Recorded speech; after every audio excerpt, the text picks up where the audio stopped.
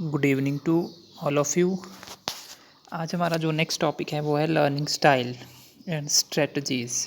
में जो अधिगम जो शैलियाँ हैं और योजनाएं हैं वो कौन कौन सी है, तो आज मैं आपको इसके बारे में थोड़ा सा बताऊंगा। बाकी हम इसका जो नेक्स्ट पार्ट बचता है वो हम कल पढ़ेंगे कि जो लर्निंग स्टाइल है वो होता क्या है और वो कितने टाइप का होता है। जो लर्निंग स्टाइल का मतलब कि अधिगम शैली, तो सबकी अपनी अपनी लर्निंग स्टाइल होती है कि कोई किस तरह से सीखता है, कोई किस तरह से सीखता है। तो डिफरेंट जो स्टूडेंट के अकॉर्डिंग जो या डिफरेंट इंडिविजुअल के अकॉर्डिंग जो स्टाइल है वो वेरी करता है लर्निंग का। तो आइए बात करते हैं what are learning style and strategies.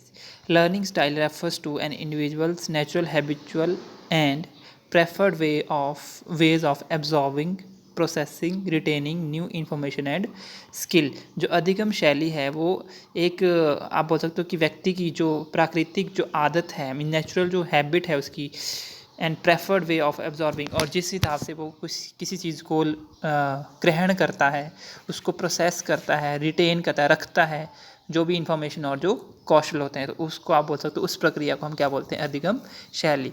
तो अधिगम शैली एक इस प्रकार की प्रक्रिया है जिसमें कोई भी जो व्यक्ति है अपनी आदत के अनुसार किसी चीज़ को ग्रहण करता है, उसको आप बोल सकते हो उसकी प्रोसेसिंग करता है, मीन्स उसको आप बोल सकते हो कि अप्लाई करता है किसी उसमें, और उसको ग्रहण करके क्या करता है, रिटेन, मतलब उसको अपने आप बोल सकते हो कि माइंड में रिटेन रखता है, जो भी इंफॉर्मेशन मिलती है, सूचना मिलती है, और जो भी स्किल्स उसको प्राप्त होते हैं।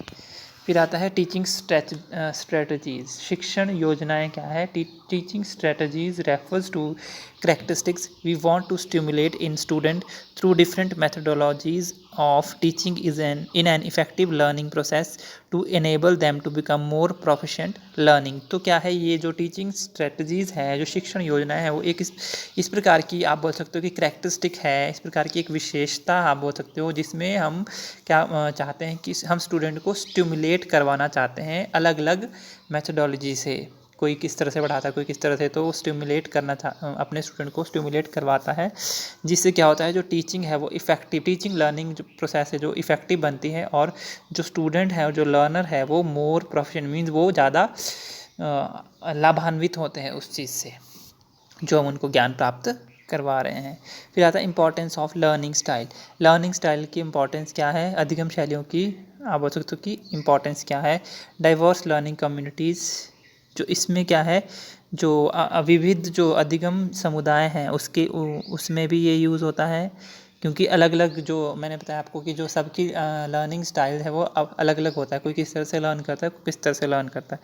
Determine what is best for your student, और ये बताता है कि किसी स्टूडेंट के लिए बेस्ट क्या है। जैसे कि कोई स्टूडेंट किस तरह से सीखता है, किसी को टीचिंग एड से समझ आता है, किसी को लेक्चर मेथड से समझ आता है, या मतलब किसी को प्ले वे मेथड से आ सकता है, किसी को लर्निंग बाय डूइंग से समझ आता है।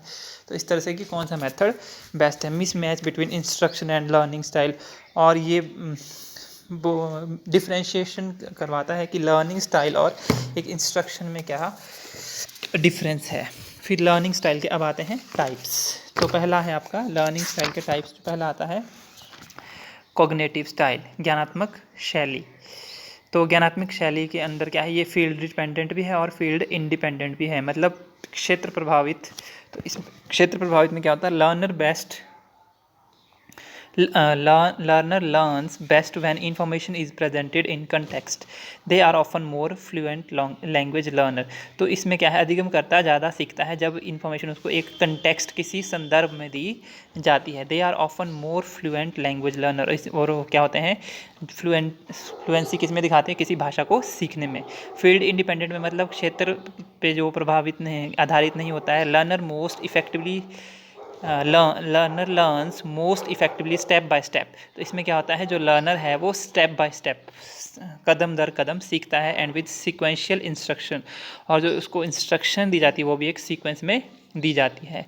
They are often more accurate language learner, और इसमें क्या होता है, ऊपर उसमें बताया था आपको कि फ्लुएंट लैंग्वेज लर्नर थे, इसमें ज़्यादा एक्यूरेट लैंग्वेज लर्नर्स हुए। फिर आता है एनालिटिक मतलब विश्लेषणात्मक। Work more effectively alone and at his और हर ओन पेस। इसमें क्या होता है, अकेले वो मतलब ज़्यादा इफ़ेक्टिवली काम करता है और अपने पेस के हिसाब से ही काम करता है। ग्लोबल का मतलब वैश्विक का मतलब मिल के। Works more effectively in groups means इसमें पार्टिसिपेशन से ज़्यादा इफ़ेक्टिवली वो सीखता है। रिफ्लेक्टिव का मतलब हुआ आपका चिंतनशील भी आप बोल सकते हो, या परावर्तक। चिंतनशील आप ज़्यादा यूज़ करना है वर्ड। तो learner learns more effectively when they have time to consider new information before responding. Means इसमें क्या है, जो भी अधिगम करता है वो ज़्यादा इफेक्टिवली लर्न तब करता है जब उसको नई इन्फॉर्मेशन को रिस्पॉन्ड करने से पहले वो कुछ चीज़ सोचता है। मीन्स उस जो पहले उसने लिया है ज्ञान उसके बारे में सोचता है, चिंतन करता है। फिर आता है इम्पल्सिव। इम्पल्सिव का मतलब आवेगशील, मतलब उसको एक फोर्स मिल रहा है, बल मिल रहा है। Learner learns more effectively when they can respond to new information immediately as language learn they are risk taker. तो इसमें क्या होगा, जो लर्नर अधिगम करता है वो ज़्यादा इफेक्टिवली सीखता है जब उसको रिस्पॉन्ड किया जाता है एक न्यू इन्फॉर्मेशन से एकदम से। As language learners they are risk taker. तो जैसे एक लैंग्वेज लर्नर होते हैं तो, और इसमें क्या होता है, दे आर रिस्क टेकर, और ये रिस्क टेकर्स होते हैं। फिर आता है next learning style, sensory style. Sensory style जैसे नाम से पता चल रहा है कि इसमें सेंस हमने करना है, तो इसमें आपका आएगा परसेप्शन, विजुअल, टच, ये सारा आएगा। तो पहला आएगा परसेप्चुअल। परसेप्चुअल का इसमें आएगा पहले विजुअल, देखना। Learner learns best when there is a visual reinforcement such as chart, picture, graph etcetera.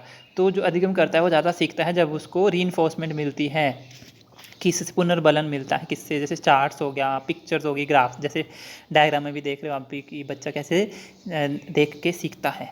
फिर आता है परसेप्चुअल में आएगा, इसी परसेप्चुअल में ऑडिटरी मतलब सुन के। Learner learns more effectively by listening to information. जैसे ये आपको पिक्चर में दिख रहा है कि ये सुन रहा है, सुन के ज़्यादा सीख रहा है।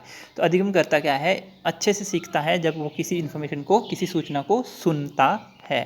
फिर आता है टेक्टाइल। टेक्टाइल का मतलब स्पर्श, टच करके। जैसे या फिर बोल सकते हो कि जो भी हमारे रिसोर्सेज हैं, मैनिपुलेटिव रिसोर्सेज, उसको यूज़ करेंगे हम। Learner learns more effectively when there is an opportunity to use manipulative resources. तो इसमें एक जो अधिगम करता है वो बहुत अच्छे से तब सीखता है जब उसको एक अपॉर्चुनिटी मिलती है, एक आप बोल सकते हो कि एक उसको अपॉर्चुनिटी मिल रही है, जो भी मैनिपुलेटिव रिसोर्सेज, जो भी संसाधन हैं मैनिपुलेटिव, जो हमारे रिसोर्सेज है उसको यूज़ करने के लिए।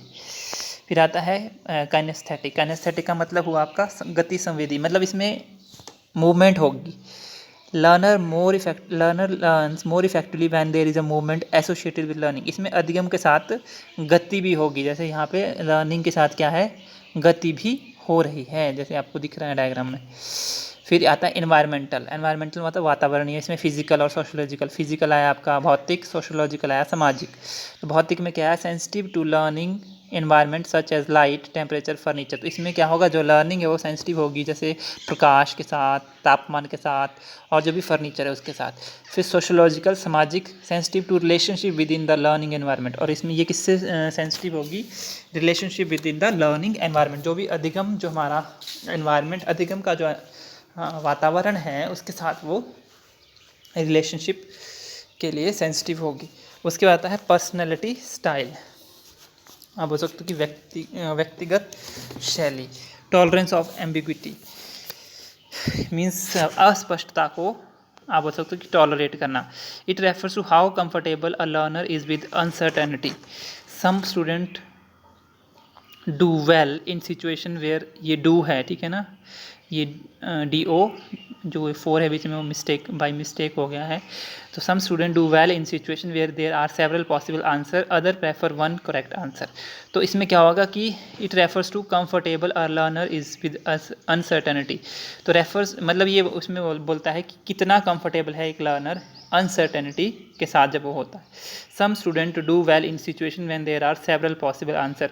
तो कई स्टूडेंट क्या है, अच्छा करते हैं जब उसको एक सिचुएशन में बहुत सारे पॉसिबल आंसर लगते हैं, लेकिन other prefer one correct answer, और जो दूसरे होते हैं वो वन करेक्ट आंसर को, मतलब एक ही करेक्ट आंसर को प्रेफर करते हैं। तो वो it depends upon the personality, कि उसकी पर्सनैलिटी कैसी है, मीन्स वो किस तरह से सोच रहा है चीज़ को। फिर आता है right and left hemisphere dominance. मतलब जो आपका दायां और बायां जो है, आप बोल सकते हो दिमाग का जो वो पक्ष है हमारा, उसका प्रभाव। तो left brain dominant learners tend to be more visual. जो इसमें जो लेफ्ट ब्रेन डोमिनेंट लर्नर्स होते हैं वो ज़्यादा क्या करते हैं, they tend to be more visual, वो ज़्यादा विजुअल उसको होते हैं, उसकी उनकी एनालिटिक पावर ज़्यादा होती है, एनालिटिकल पावर, रिफ्लेक्टिव पावर और सेल्फ रिलायंट होते हैं वो, ठीक है ना। मतलब आत्म विश्वासी आप बोल सकते हो, रिफ्लेक्टिव होते हैं, चिंतनीय होते हैं, विश्लेषणात्मक होते हैं और वो अच्छे से देखते हैं। फिर right brain they are dominated learners या dominated right brain dominated learners tend to be more auditory, ये ज़्यादा सुनते हैं। ग्लोबल मीन्स वो मिलजुल के काम करते हैं। इम्पल्सिव मीन्स वो ज़्यादा उनमें ज़्यादा आवेग होता है कुछ करने के लिए। और इंटरैक्टिव, और वो इंटरैक्ट करते हैं। फिर आता है टीचिंग स्ट्रेटजीज, मेटाकॉग्निटिव स्ट्रेटजीज।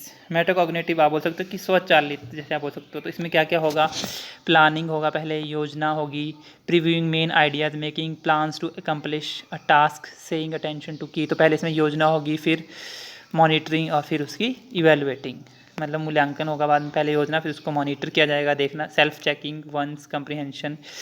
तो इसमें सेल्फ चेकिंग मीन्स अपने आप वो चेक करेगा अपनी कंप्रीहेंशन को कि उसको कितना समझ आया। इवेलुएटिंग फिर मूल्यांकन। फिर इसी में आता है summarising, induction, imagery, auditory representation, making references. ये आप लिखना चाहो तो लिख सकते हैं, नहीं तो ज़रूरी नहीं है। और फिर उसके बाद कॉग्निटिव स्ट्रेटजीज़ के अंदर ये आता है ग्रुपिंग, नोट टेकिंग और इलेबोरेशन ऑफ प्रायर नॉलेज। तो ये आप मेन आपके स्टाइल ही कर सकते हो, बाकी इसकी कैरेक्टरिस्टिक्स हम नेक्स्ट करेंगे। इसके बाद आता है कोऑपरेटिंग, क्लैरिफाइंग, सेल्फ टॉक। तो कोऑपरेटिंग, जैसे मैंने आपको बताया कि इसमें कोई भी कोऑपरेटिव टास्क दे दी, ये एक मतलब टीचिंग स्ट्रेटजीज है। ये सिर्फ आपको लर्निंग स्टाइल है, स्ट्रेटजीज तो मैं आपको इस तरह से इसके साथ एक लिंकअप करके बता रहा हूँ, ठीक है। फिर आता है principle for teaching learning style and strategies, vary activities and material. इसमें क्या है, एक्टिविटीज़ और मटेरियल वेरी करते हैं, ये इसका सिद्धांत है। Make all learning style value neutral. जो भी इसमें लर्निंग, जो हमारी अधिगम शैलियाँ हैं, उनकी मूल्यों को आप बोल सकते हो न्यूट्रल बनाना। न्यूट्रल का मतलब कि ना वो एक तरफ होंगे ना ही दूसरी तरफ को। ऑडिट योर टीचिंग, अपनी शिक्षण को क्या करना है, ऑडिट करना। Encourage student to stretch their learning style. और जो बोल सकते हैं आप, जो बच्चे हैं उनके जो लर्निंग स्टाइल स्ट्रेच करने के लिए, उनको उनके लर्निंग स्टाइल को स्ट्रेचिंग मींस फैलाने के लिए एनकरेज करना, कि अपना जो लर्निंग स्टाइल है उसको और ज़्यादा व्यापक बनाओ। Find ways to link both learning style and strategies.